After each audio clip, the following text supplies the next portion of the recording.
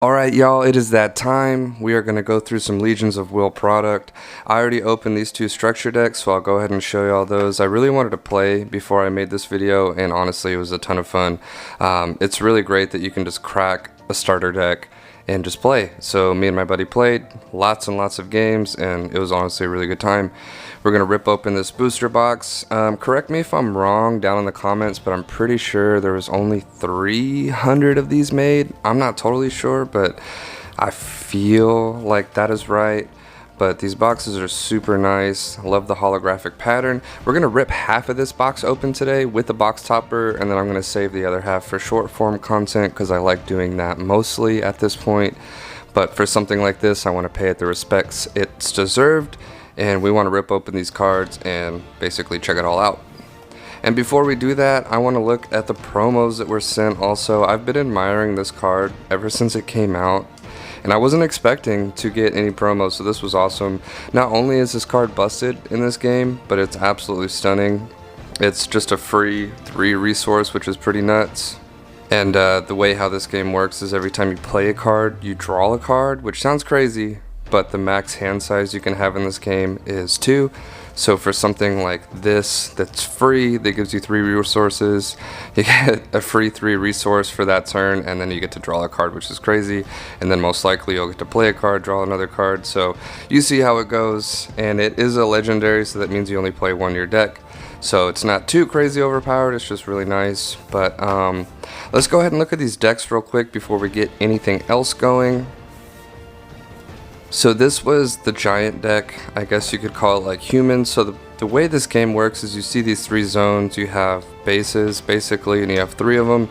You only start off with 1 being active and the other 2 are flipped over basically, and to activate them, that's the resource cost that you play. So if you want to play this one, you pay 4. I won't get super into the gameplay today because we're mostly going to rip cards, but they all do different things.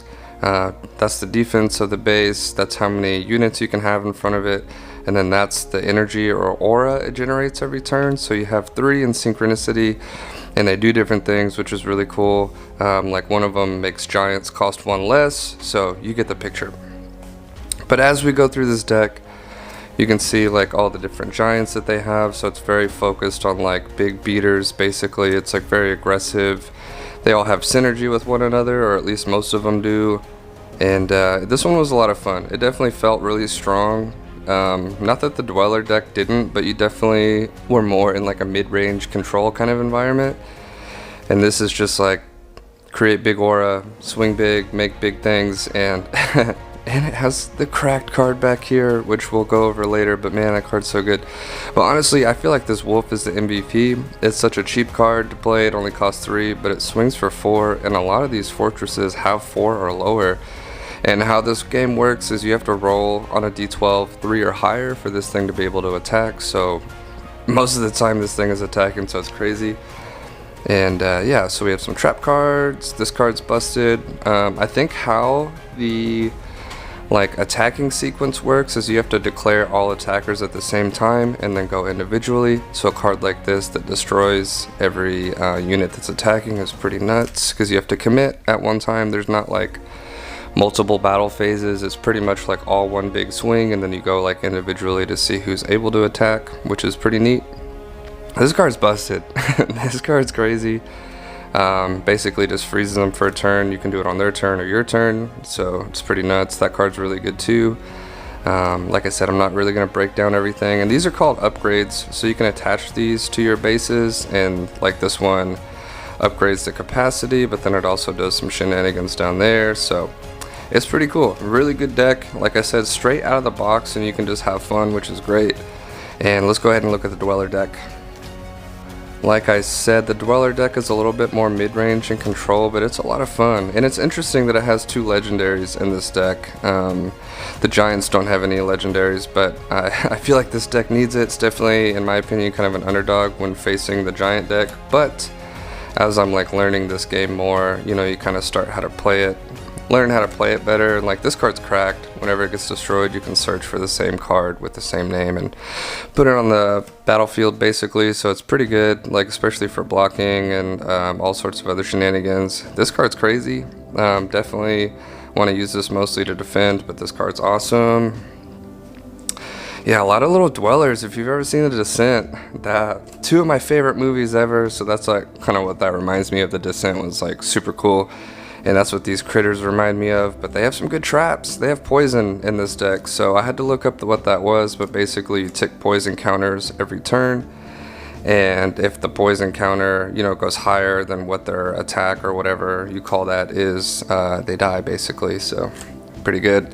Lots of poison to be thrown around here, and yeah, it was fun. It's definitely more of a learning curve than the giant deck, but once you kind of figure out, you know, the things that synchronize together, it works a lot smoother for you. But now, the moment that I've been waiting for, I had to be super patient. I went ahead and opened the structure decks because I was like, you know, there's no harm in that. We can still show the decks off, and I wanted to play it. But this, I had to wait.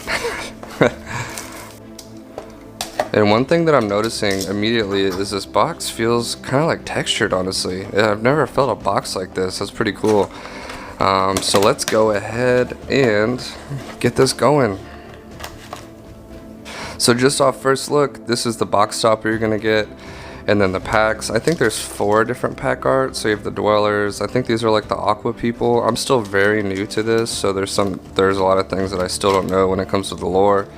And maybe these aren't the aqua people, maybe there's more celestial, I don't know, but there's definitely different like factions and stuff like that. So those are the different pack arts, and I'm gonna go ahead and mix all these packs up, and like I said, we're gonna rip half the box. Alright, and here's a look at the box topper. We'll go ahead and save that in the end of the video. I think you're guaranteed a secret rare in the box, and then you might get a secret rare in here. And I think a secret rare looks like a legendary card that's textured. I think that's what we're looking for. But one thing I want to note too is this beautiful Twilight Blossom playmat. It's super thick, it's really nice quality, and honestly, they just kind of went above and beyond. I was a little surprised, to be honest, so definitely super honored. I don't take this stuff lightly, and alright, let's go. So I think there is a weird hat trick. I think it's 3 to the front to the back, but let's try that out. Alright, so we have Tessa, we have a giant. It might be hard for me to read these on camera, but we have Sword and Pierce the Skies. We have a Wild Zavu, that card's cool. And these cards feel nice. That's one thing that's really cool is, you know, I'm going to be okay with anything. I just want to play the cards, but these cards definitely feel nice. Oh, nice. We have a Poisonous Strike. Mana Ray, and I think one thing, oh, this card's beautiful. We have the Cascading Garden, so this is a base, nice. Oh, we have another base, the Thalmus Hall, and it looks like we got a holo withdrawal.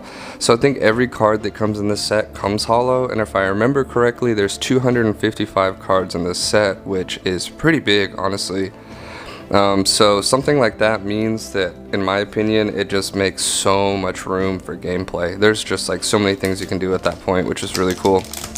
So if this TCG isn't going to drop sets, you know, consistently or constantly, I should say. Consistency is not the right word, but if they're not going to drop sets constantly all year, it makes sense to drop like a bigger set like this that's just super wide open. That card's cool. Alright, cool. So we have the Antaron. So okay, so these aren't the water people. I guess it's kind of more of like some, I don't know, futuristic kind of technology kind of vibe. I don't know. There is lore, so definitely going to peek into that. And we got, oh, this card's cool. We have the Cyclops Skull and Tarian Pilot, nice. Okay, we have another Dweller, Arid Ingress, and we have Moss Empress and a Divine Incantation. And one Invocation, what? Yeah, Invocation. One question I have though is, I want to know like how the deck building like restrictions go. I know you're only allowed 1 legendary and stuff like that, but I want to know if you're able to mix like factions or units, if you want to call them. So I'm curious about that, definitely.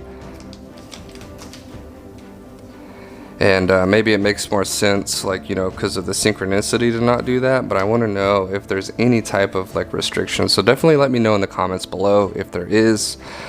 This all just hit me by storm last weekend. I definitely dove in a good amount, but you know, still lots to learn. But this card's cool too. That's one thing I've noticed with these cards, you know, the art I wasn't really exposed to a lot of the things they did in the beginning. I saw the Twilight Blossom card like last summer, and I thought it was really nice. But I haven't been following the art progression, but the art's really cool.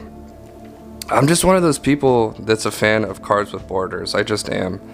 It makes sense with like my art and creative background. It just makes sense to me to kind of frame the artwork. So that's just kind of how my mind works. But nice, we have a hollow and ensnaring trap. But yeah, that's just how my mind works. I like to frame artwork. It kind of like keeps it within the bounds. And sure, there are some cards, you know, like the base cards that are like, you know, full art borderless. I don't really mind that. And it's not that I mind borderless cards anyways, I just like when they have borders. So it's nice to see this game have big artworks. You know, they take up a lot of the card, but they're still in borders. So yeah, I'm cool with that. Oh, this is a new dweller. Okay. So this is definitely like, you know, you can add these cards to your dweller deck. You can open this box, you know, expand your giant. So that's pretty cool. We have a feral encounter. Mana ray. Oh, this card's sick. We have eliminate potential. Nice. I'm like over here reading the cards and I'm like, we gotta get through this. But, oh nice. We have a hollow Raksha defender. Nice. So this is a unit. And yeah, these cards have like a matte like finish and texture to them. I don't know, I like it. It feels good. I'm really into it, honestly. And it's one of those things where I haven't looked at any secondary market that hasn't been, wow, this card's awesome. Probable Meltdown. That's sick. That really hasn't been on my mind whatsoever. That's actually some content that I want to do in the new year. I just have a lot on my plate right now, like I always do, but I'm in midst of a career change and all that good stuff, so I just have a lot going on. But there's a lot that I would like to say in the trading card community, and one thing that I want to focus on is, I know it sounds cheesy, but just having more fun, you know, like people aren't ripping things or getting into things unless, and that's a blanket statement, but you know, a good amount of people aren't getting into things unless they see like immediate value in something. And it's, you know, I don't know, I love the fact that I was able to open 2 structure decks with my friend and play cards all night with a game that I've never played before. Like, that was really cool, and that's the kind of experience that I'm looking for most of the time. Obviously, I like to be competitive also. And y'all know I love cats. This card's awesome. We have the Nasha Edifier. And, oh, nice, we have the Hollow Arctic Wolf. You know, we're going to have to upgrade that in the giant deck. But no, like, I think I have a theory. If we can bridge the gap between trading card games and board games, trading card games can just thrive at that point, because people are literally like, the interaction, the community, the shuffling up with your friends, like that's the kind of experience. Oh man, you know, I love the cats, I'm gonna get distracted. But that's the kind of experience that I'm into. So I don't want to take too much away from that. We'll talk about that in the future, but you know, it brought me a lot of joy to be able to crack these 2 decks and play with my friend. Neither one of us have played this game before. We were laughing, like, basically like, are we cheating? Are we playing it right? You know, this card is sick though, Disturbed Phantom. But you know, we were looking up because there's a QR code that you can scan, so we were looking up like specific rules with like poison counters and like frost and stuff like that. So, oh nice, we have a hollow. I think this is common, and like the diamond is uncommon, and the star is like a rare, and then the purple thing is like legendary, so that's cool. But yeah, you know, we were laughing, looking up rules, like kind of felt like old school Yu-Gi-Oh! Like obviously we were playing the game correctly, but you know, we even pulled up like the how to play and be like, are you sure you can do that? I'm not sure. But it was honestly just a good time. And like I said, that's the kind of experience I look for whenever I'm playing card games in a more casual setting, and then even competitive, you know, like, oh nice, if you're playing competitive locally, it can still be a lot of fun, you know, people you know that are playing. So try to keep it lighthearted and just immerse yourself.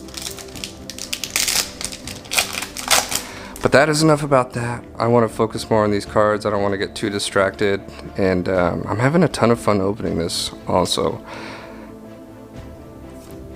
Ooh, we have the Blazed Hound. We have a Mental Breach. And Bat Colony. Oh, Parasite Swarm. So I saw something about them being like, I think you can play as many of these in your deck as you want, which is crazy. And then for it to attack, you have to sacrifice 3. So I thought that archetype was really cool. And maybe in this set or in past sets, if there's more insects, they could elaborate on that, which would be pretty nuts, honestly. Angel of Silence, nice.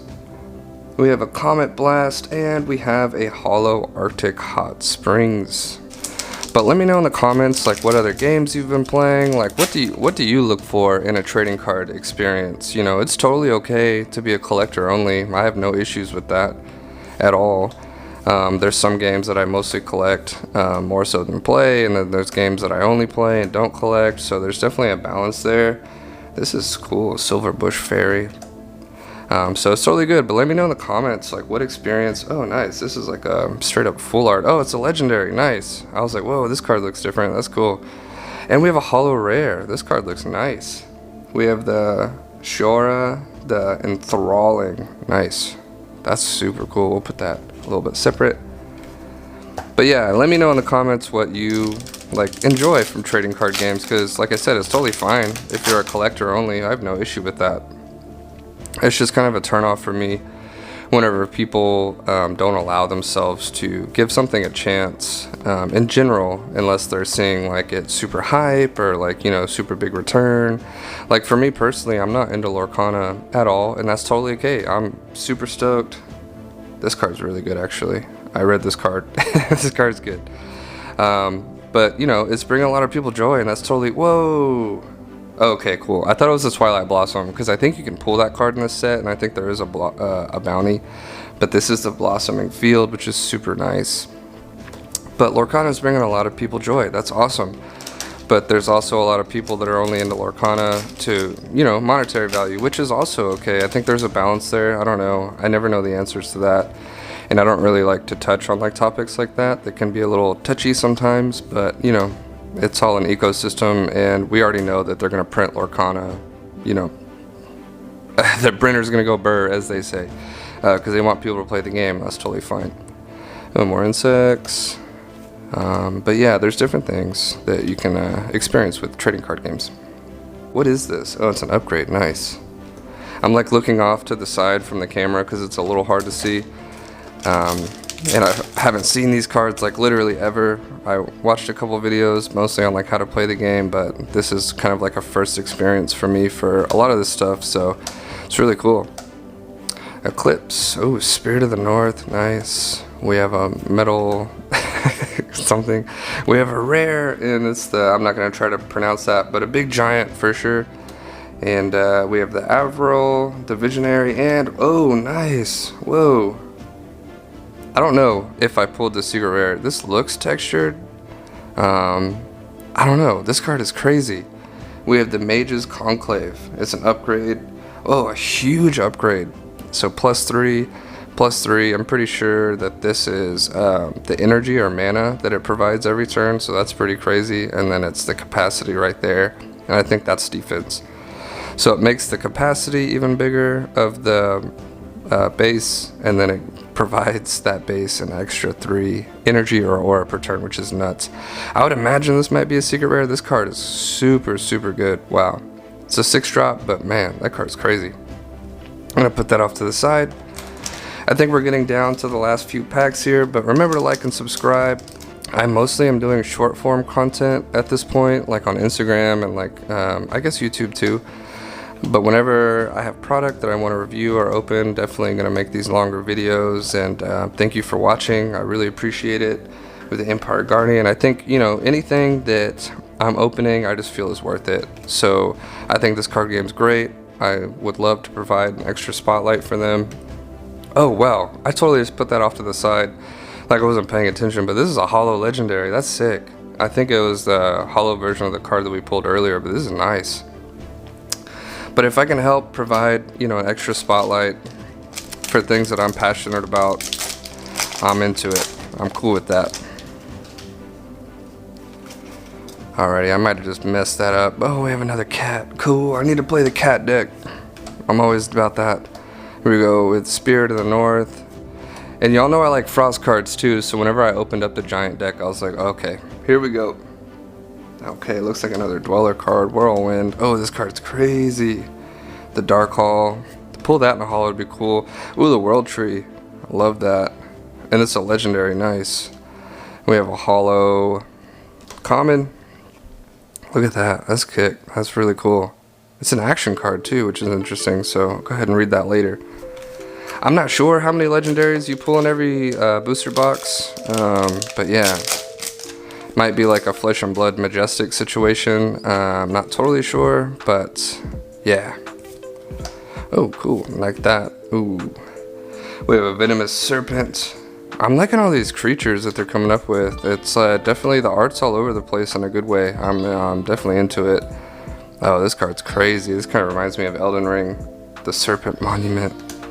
Oh, cool. We have a Twilight Blossom. So that's really cool that they have a promo version of this card. And one that you can pull out of the set. That's really great. I'm super into that. That's really awesome. I don't think there's a bounty for this one. I'm sure I have to pull the big shiny one. But it is a legendary. And this is awesome. I love to see that. And we have a hollow common right here. We have the Lava Lake. I get really hyped when super playable cards are, you know, a bit more accessible. Here we go. Alright. Oh, nice. We have some serpent stuff going on, some more giant stuff. Ooh, we have, I thought it was an ice serpent at first, but it looks like a big grub insect. And, oh, more insects. Okay, cool. So this set is huge. For all I know, there's a whole subsect of insects that I haven't even seen yet. I think these are like the aqua people.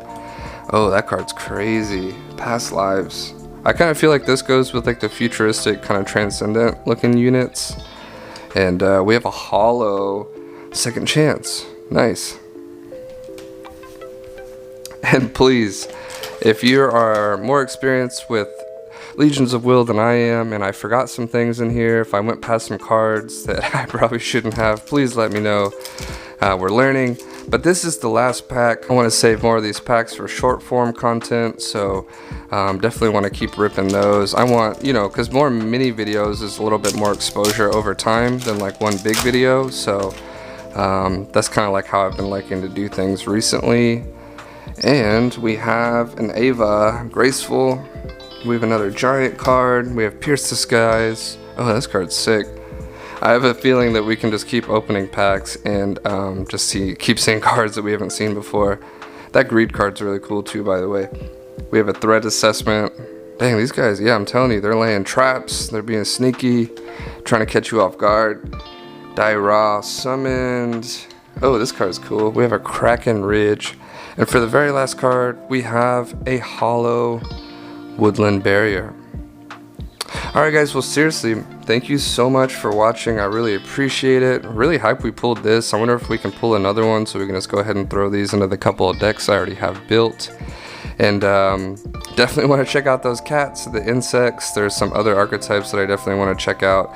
So make sure to show some love for Legions of Will. Again, thank you all so much for sending me something. I really appreciate it. And definitely going to be opening more and definitely going to be shuffling up some more cards. I have to interject right here. I am totally notorious. I did it with Akora too.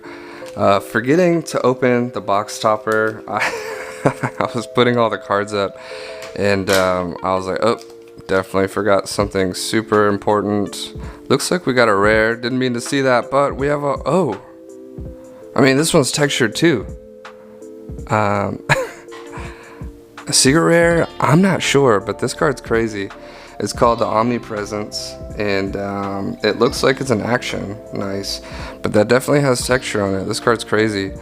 I don't know what the ratios of secret rares are in a box topper, so definitely let me know in the comments if I actually pulled one.